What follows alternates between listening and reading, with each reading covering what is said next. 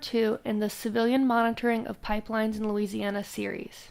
The first webinar in this series explained the ways that oil and gas infrastructure has altered and damaged the landscape of Louisiana. This webinar will answer the question, what can I do about it? The answer is civilian monitoring. This webinar will discuss the basics of environmental monitoring, how to do it, and why it is critical that citizens are engaged and participating in the monitoring process. The second half of this webinar will cover common violations to the Clean Water Act, how to identify and how to document them. Civilian monitoring is, put simply, when civilians make observations and collect data about their environment. It is the job of the oil and gas companies as well as the agencies that regulate them to create documentation for every accident, incident, or permit infraction. Unfortunately, there is so much industry in Louisiana and not enough public servants to properly do all the environmental monitoring that the state needs. As a result, companies have learned that they can cut corners, make profit, and likely avoid facing any penalty. Civilian monitoring shows companies that the people are watching to make sure that they uphold the law and do what is expected of them in order to protect the environment as well as the health and safety of residents. The photos, videos, measurements, and notes that you collect in the field can be used in a myriad of ways, from legal documentation to social media posts. The suggestions listed here are just a sample of the ways that your documentation can be used to engage the public and start a conversation around the issue. Here are some common violations to be on the lookout for when you're out in the field. Most of the violations compiled here are based on Section 404 of the Clean Water Act of 1972.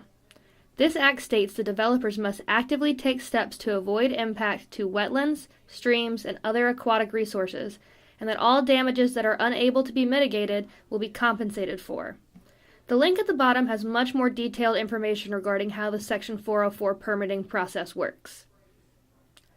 One of the most common and easily recognizable issues to identify is an oil spill or chemical discharge, which usually looks like a metallic rainbow or sheen on the water's surface.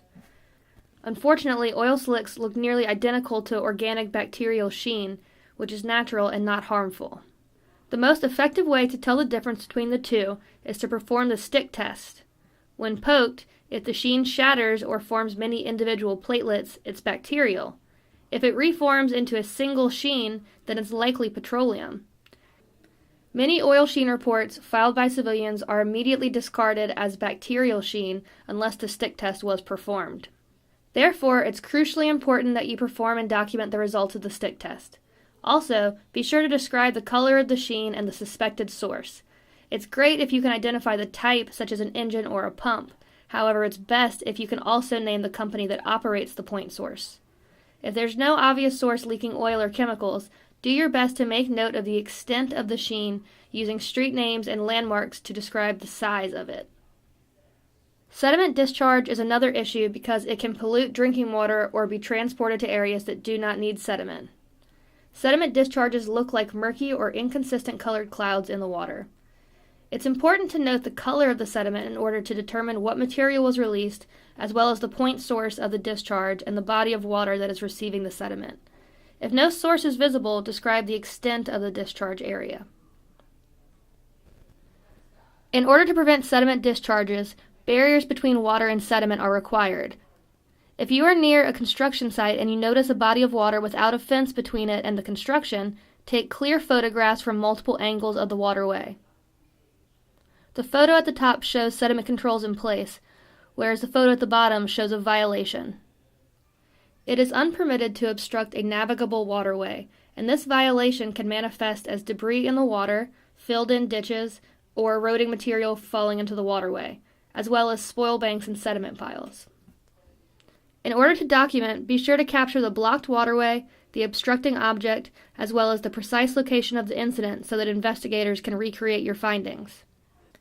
An easement is the area adjacent to a work site and is usually used as a means of accessing and traveling around the site. Typically, easements encompass a 50-foot buffer on either side of the site, which increases to 75 feet in wetlands. Easement areas should be marked by survey tape, wooden stakes, or plastic flags, as well as signs identifying water crossings through the easement. To document this issue, take photos from multiple angles clearly showing the site, the easement markings, and that work is occurring outside of the easement. Improper fill is another violation where sediment is placed in a way that is precarious and makes a possible discharge or blockage of a waterway possible. This violation can be difficult to identify from the ground due to having to infer the distance away from the workspace. But if you use the site boundaries or easement markers as a guide, or if you have a means of capturing aerial imagery, you should be able to illustrate the presence of sediment 100 or more feet away from the site. We'd suggest looking into one of Public Lab's kite or balloon mapping kits in order to collect your own aerial imagery.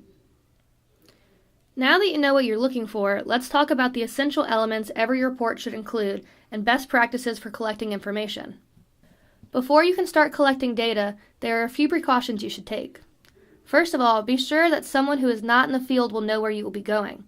It's wise to look at satellite imagery prior to going out so that you can identify water bodies and sites with high likelihood of violations. Be sure to make a plan and write down directions in case you lose GPS signal or your battery dies.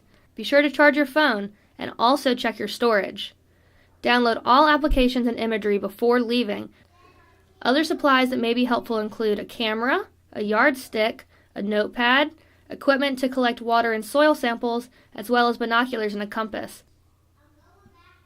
Every single report should include a few basic things: initials of the recorder, the location, the date and time of the incident.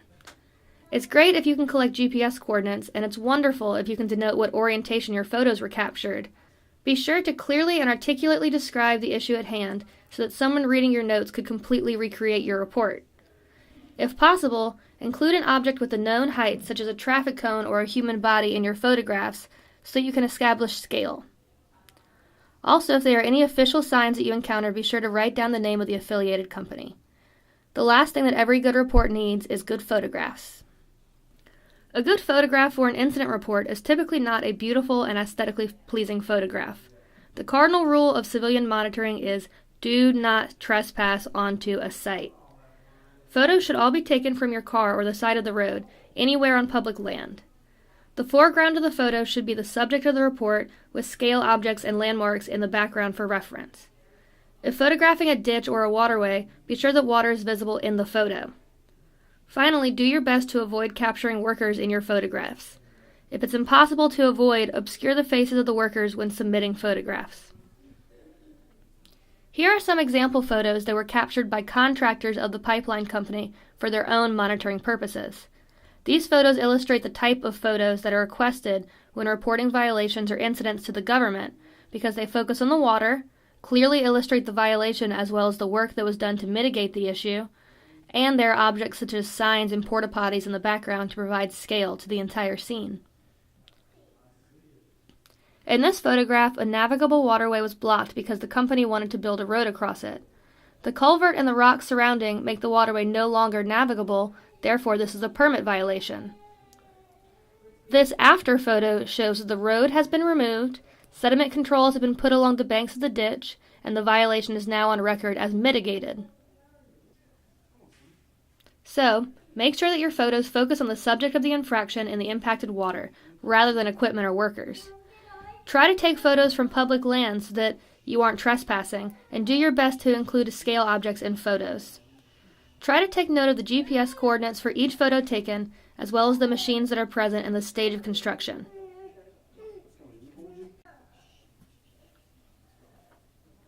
Hopefully you will take away from this presentation the importance of civilian monitoring as a tool to engage the public as well as local government to fight for a clean and healthy environment. Photos, videos, and notes collected in the field can have a powerful impact either as evidence of wrongdoing in a legal system or as a social media post that goes viral.